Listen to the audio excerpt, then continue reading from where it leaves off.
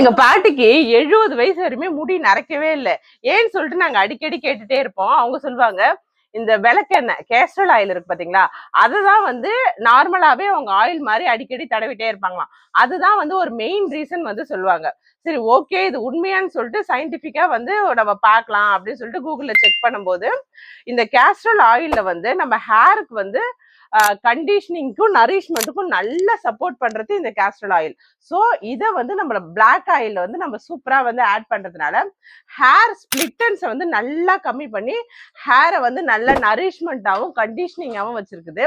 So அதனால நம்மளோட heat வந்து நல்லா பேலன்ஸ் ஆகி ஹேர் க்ரோத்துக்கும் சப்போர்ட் பண்ணுது, கிரே ஹேரையும் நல்லா ப்ரிவென்ட் பண்ணுது. நம்மளோட பிளாக் ஆயில்ல மோர் தென் 48 இன்கிரீடியன்ஸை நல்லா கொதிக்க வச்சு வடிகட்டிட்டு ஃபைனலா இந்த விளக்கெண்ணி ஆட் பண்றதுனாலதான் நம்மளுக்கு ரிசல்ட் வந்து சூப்பரா இருக்கு.